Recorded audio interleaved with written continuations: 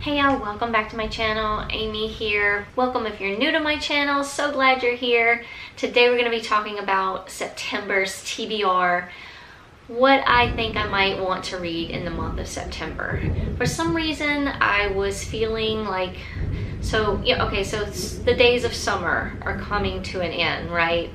I still have some books that kind of remind me of summer or remind me of like maybe going back into the fall, going back to school kind of reads maybe.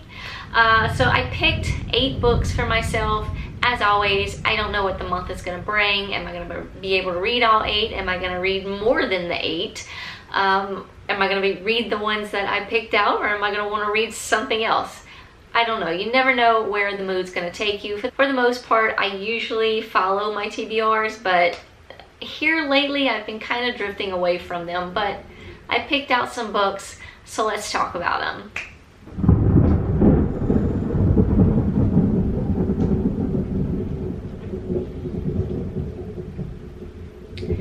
It's really rumbly and rainy outside, so if you hear all that thunder, my apologies. To me, it kind of relaxes me. I love a good thunderstorm. We'll talk about my male romances first because those are my first loves. So I couldn't wait any longer, so I'm probably going to read the 3rd book in the Frat War series. This is Presidential Chaos by Saxon James. And this is going to be about our 2 presidents. This is going to be about our 2 presidents from our rival houses. We have Zeke and I don't remember their names. It's been a while. Okay, we have Zeke and Charles. So it says 2 houses, 2 presidents, one hell of a happy ending. Zeke says, being president of a frat house means everything on my shoulders. Idiot brothers, epic pranks, a list of organizational duties long enough to make eyes bleed. None of it phases me, but senior year is almost over and I'm ready to take a step back.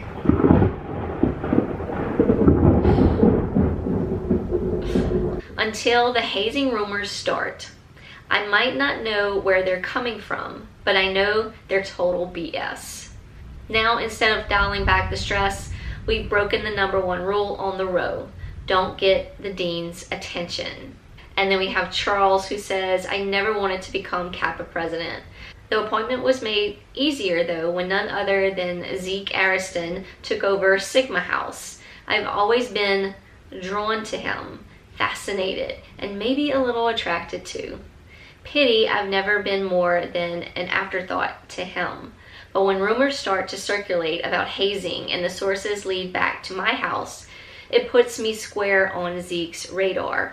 And it goes on to say, the guys on Greek Row meet their chaotic conclusion with this rivals to lovers romance full of pranks, shared hoodies, and secret meetings made in the dark.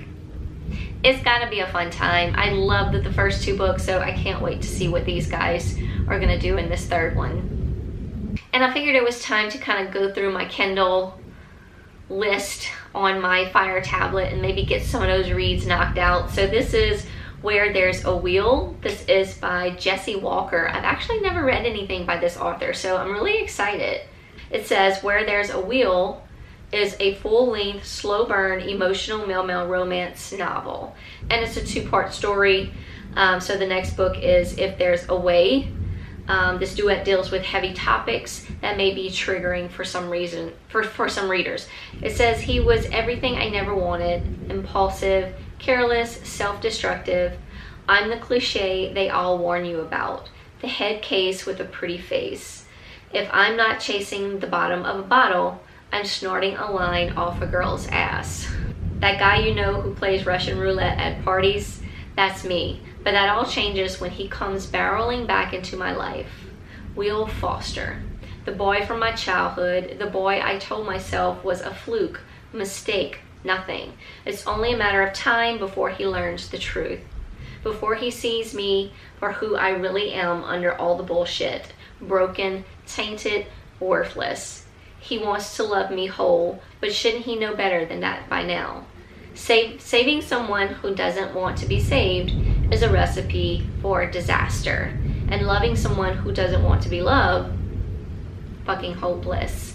So it sounds like it's going to be sort of like maybe a deep, intense type of story.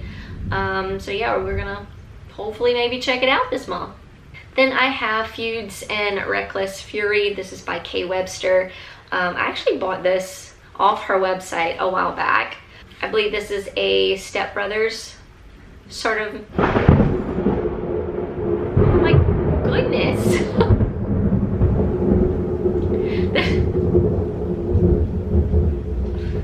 Anyway, yeah, this is a stepbrothers male-male romance.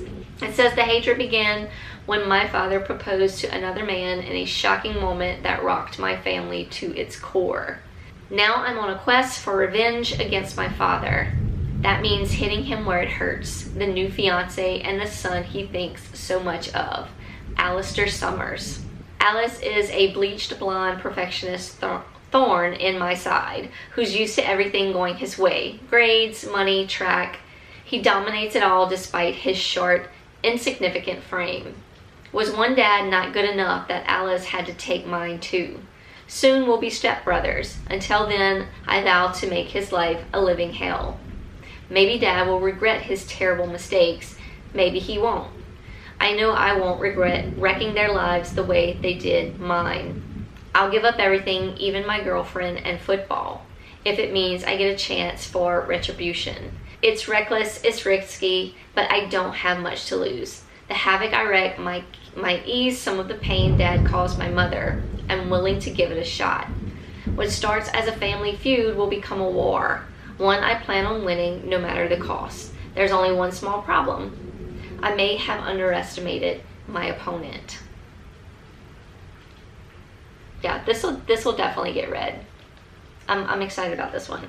And I love the cover, and I just love the book. I love having a good book in my hand. I feel like this is going to be a good one. This is another book that's kind of been sitting on my Kindle, in my tablet, or in my Kindle Unlimited on my tablet. This is Don't You Dare by C.E. Rickey.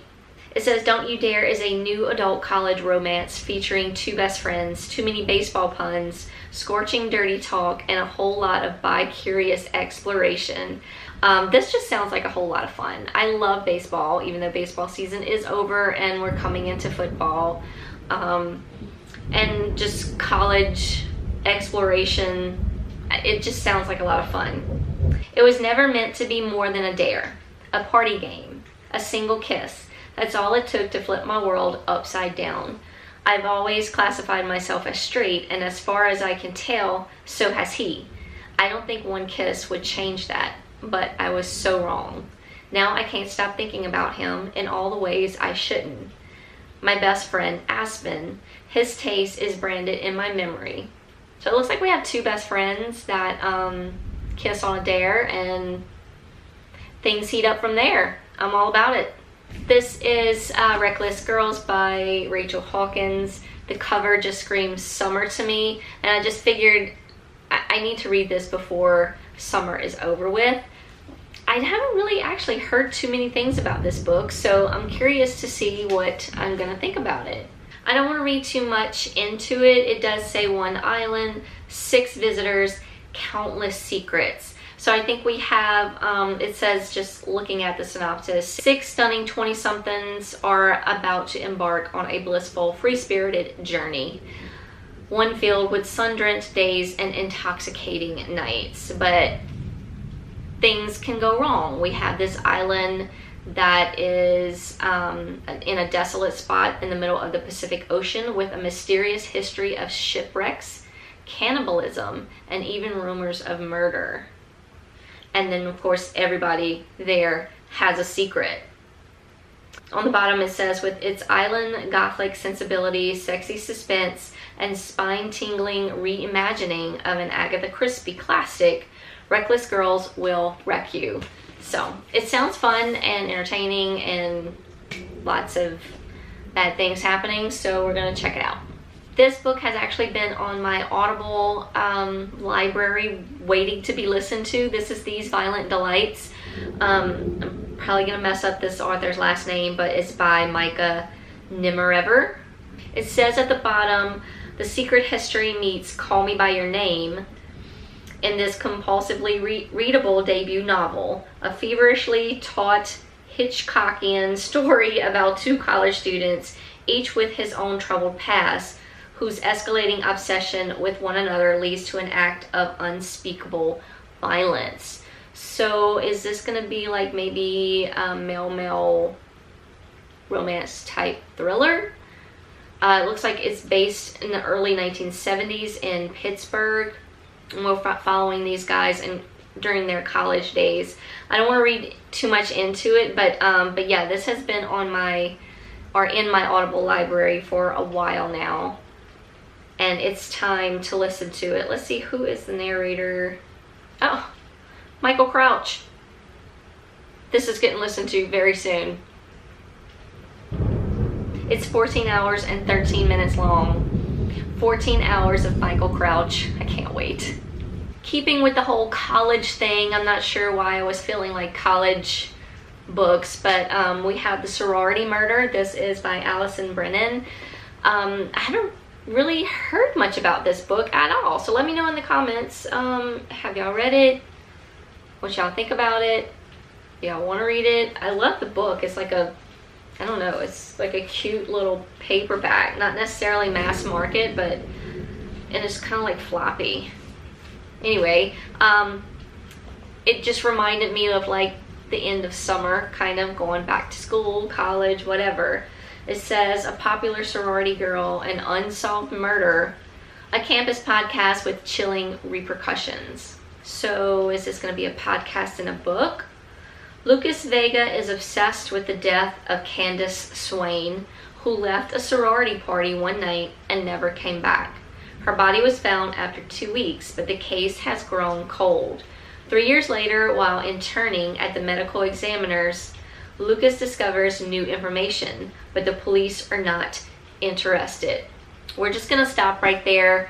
It sounds like a good time. Hopefully it's kind of like a podcast and a book. Murder at a college. A cold case.